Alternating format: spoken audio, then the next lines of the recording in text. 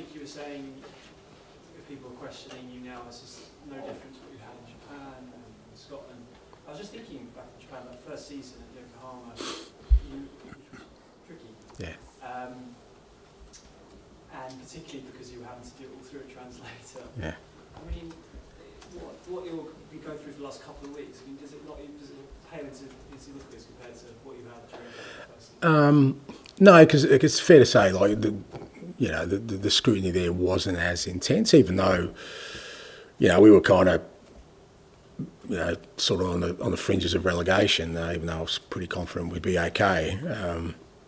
So it required a fair bit of leap of faith that I was saying, well, don't worry, we'll be good next year. When, so like we were sort of fourth or fifth or sixth, we were, like I said, we were flirting with relegation at one point. But I still saw signs in that time. I think we were the second highest scorers in the league. We conceded a lot of goals that year for sure. But I just thought, if we make the right changes in the off-season, I could see the players had bought into it 100%. The staff had bought into it. It was just a matter of making the right moves in the following year. And I thought we're going to make some major ground. Now we ended up winning it the following year. But, again, through that time, you always, whether it's outward scrutiny or you kind of question, okay, I'm not oblivious to seeing that, well, the results aren't great, but I've always kind of been good at looking below and saying, is there the stuff there that I need to see for us to continue to grow? And particularly at that time, I really felt strongly that, the following year we would be a force, absolutely. I didn't know whether we'd win it, obviously, because to come from where we did to win it is pretty extraordinary, but I was confident that, we'd make some major inroads, and I feel the same way now. I think the underlying stuff that I look for is there. Do we have gaps? Absolutely. Is it surprising? No. But that's hard to sort of outwardly explain to people who kind of rightly or wrongly are just looking at the results and saying, well, with Yokohama we finished, 15th or 16th. How are you going to win the league the following year? I would have sounded like even crazier than I do now. But I believed at that time that we were in good shape, and I believe at this time we're in good shape. It sounds like back then you were pretty confident in everything then. I mean, has that experience just solidified that confidence when it comes to being? Yeah, I mean, but again, the confidence only comes if I see things that, are kind of reflective of what I want to see below the surface, and I do. I think there's a lot there, a lot of encouragement for us there in terms of where we're heading as a team. I really believe that. But some of that won't come to the surface until we fill certain gaps. It'll stay below the surface, and we're going to have some, fluctuations and some volatility in our growth. But as we continue to fill those gaps, I think when it does come together, it'll come together really quickly. Is what kind of I believe. Just finally, Son's been a fantastic captain for you this season. He scored a hat-trick obviously against Burnley earlier this season. I think he's got a year left on his contract, albeit potentially with an option. You mentioned last week that some good players might have to go. I'm presuming that Son's one of the players that you're going to build this team around? Geez, that's a huge leap for you, mate. What a bold prediction that Sonny will be part of our future. Yeah, no, he's going to be part of our future, mate. Yeah, that's all right. Thanks, man. Matt? Yeah. You've rotated your central midfielders around quite a lot the last few years. Yeah. Which is in quite stark contrast to earlier in the season when you were winning a lot of games where it's basically Sahal and Basuma through a lot of the wins. Yeah. I just wondered why that was. Have you had doubts around the midfielders, or have people start to perform better and therefore you want to see more of them? A little bit of both, I think. I mean, I thought Biss was outstanding against Liverpool last game. I think he's back to sort of his levels. But again, I thought before that he'd hit a bit of a flat spot. Similar with Matters. Pape, when he came back from African Nations, wasn't nearly at the energy levels he was earlier in the year, and part of it was me kind of, I wanted to see Bentancur. Obviously Holberg got some opportunities. Gio to a lesser extent. It's, I've said before, I need to find out as much as I can about where we're at as a squad. But some of it was reflective of just performances and us sort of me looking for the right sort of combination in those areas, for the challenges we had. But like I said, I definitely Biss and Pape are now back, I think, to the levels they were earlier in the year for sure. I think when they're at their best, it does give us a little bit more of a fluency through that midfield. And just with you saying that, you have taken the chance to look at a few of the midfielders, maybe some other players in other places. If there was a cup final tomorrow that you were in, would you know your best team? Yeah. Yeah. Be the one that you've seen enough. Be the one that I pick, mate, every time. So I don't think I'd be very surprised if maybe there are, but I've never gone in with the notion of who my best team is, because I just think you're talking about a cup final. It's usually won by a squad of players, not just a starting 11. So if we're in a cup final, I'd know who my team I think I'd win. But I don't. As I keep saying, I think we've got a long way to go. So we're nowhere near the levels we need to be to really compete at the levels I want us to compete. So invariably that means that there's going to be a little bit of sort of exploration from me as to who fits, who doesn't. And just finally from me, yourselves and actually Villa are also a good example. Probably peaked earlier in the season and now sort of grinding to the end. Is there a skill to preparing the team and the squad to peaking at the right time? We see City every year. Yeah. The end are unbelievable. Is there a skill and things you can do with the squad to prepare them to peak at the right time? Yeah. It helps if you've got a strong squad like City have. That kind of helps you. But yeah, it is. I don't know if it's a skill, but I think there's a learning in there if you can, and I think that comes through experience of players understanding the rigours of competition at this level and the demands of it and getting used to that. So, I think for us, we've had a lot of players this year who this is their first real experience of Premier League football at this level. Vicario, Van der Ven, Destiny, even Pape didn't play much last year. Some of them, like Brennan at a bigger club. So all these kind of things, I think, for them, it's going to be a great sort of learning experience and building of resilience for years going ahead. That you can't have a real drop off at any stage. You need to maintain that. So some of it I just think is, as you see players mature, I think squads mature as well. If you can keep a core of players together season after season and kind of build on success, then I think they learn as a group to maintain levels through a year. And we've asked you this before, but it still seems pertinent. Do you care if you're in the top four or not? And have you given up?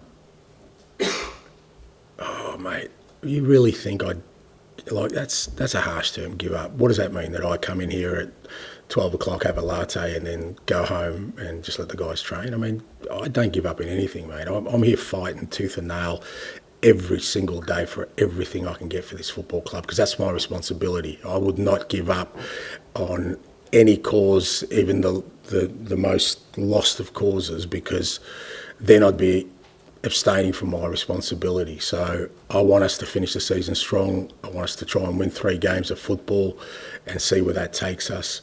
I'd never said that I didn't care about finishing top 4. What I said was that finishing top 4 does not mean we're going to be the team I want us to be next year. That's not what's going to define us. So I don't give up, and I'd be surprised if anyone in my position at this level would go in with anything other than 100% commitment to fight for everything, because if you don't, invariably you fail.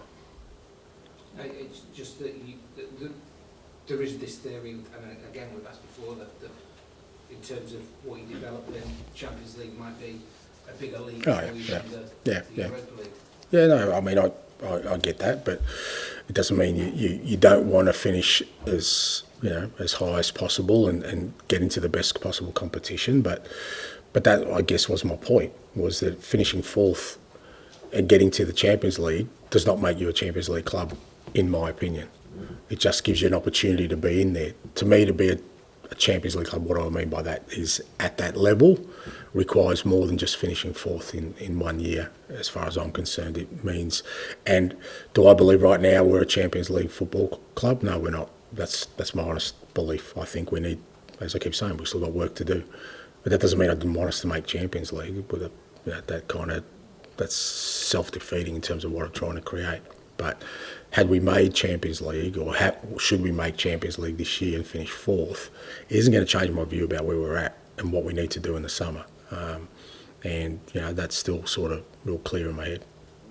Can I also ask, just, when you talk about scrutiny, the Premier League being a little bit different, is there a good example of that?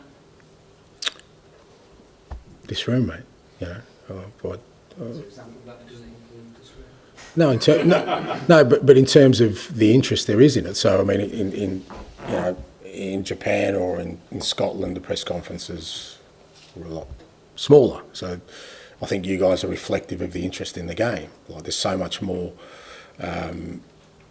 sort of platforms now. I mean, now more than ever, I guess, because they're not just the official platforms. It's the unofficial platforms that are just as vocal. Where, like I said, everyone watches the Premier League. Doesn't matter where you are. I'd hazard to guess that you guys aren't always following the J League, but in Japan they're following the Premier League. Everyone watches Celtic Rangers. Maybe they don't always watch the whole of the Scottish Premiership, but everyone in Scotland follows stuff down here. So that's all I mean. I mean, it's the most visible sporting competition in the world, I believe. So when I talk about scrutiny, I just mean that there are physically a lot more eyes on it, therefore there's a lot more opinion on it, therefore there's a lot more scrutiny around that as a consequence. I'll finish with John, please. Do you think the criticism that's come your way in the last 4 games has been harsh then?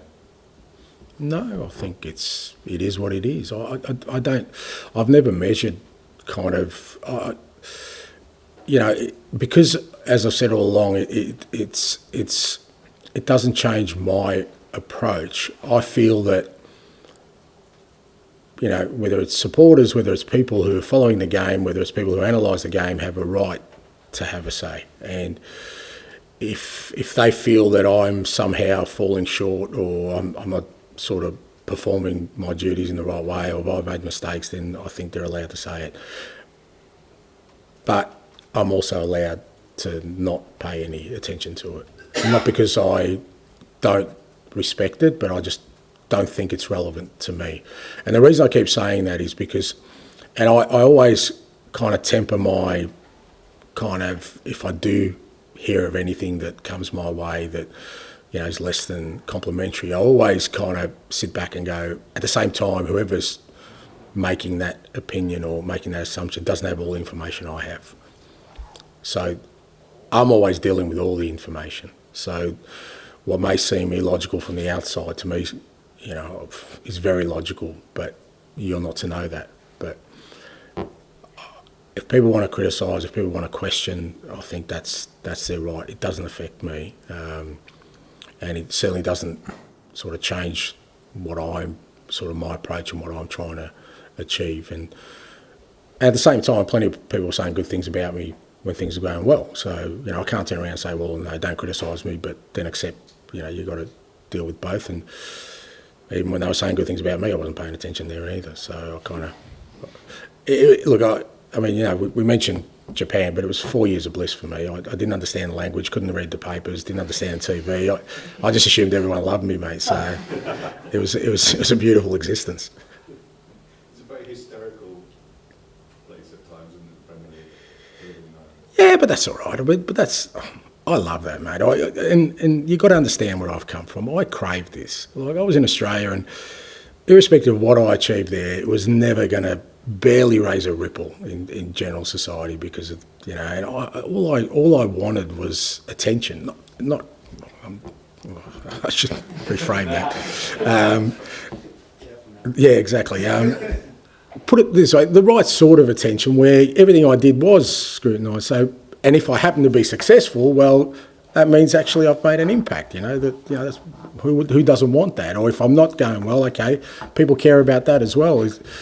So I love that, but I can see how, you know, if you've been in it for a very long time, it can become fairly, you know, draining and wearing, particularly for managers today. I can see that, you know, where you're kind of, irrespective of what you may or may not have done, you're constantly, you know, that scrutiny is always there, the pressure's never off, there's always somebody under the spotlight, and after a while you might go, I don't know, maybe Jurgen falls into that baby, hey mate, I've had enough now, I can understand that, but that hasn't been my sort of existence up till now, so I love it, so, but, you know, What's the most extraordinary thing you've seen written about you or said about you that made you go, wow?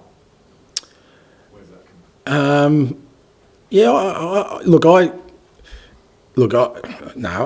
don't want to say. I'll tell you what I don't want to say, right? Because, you know, when I'm all said and done, and I'm going to write a book because I've got some cracking stories, but it's just how sort of, without using the sort of the wrong word, how sort of repetitive some of the things have become in my career of me having sort of answer the same sorts of questions along the way, and that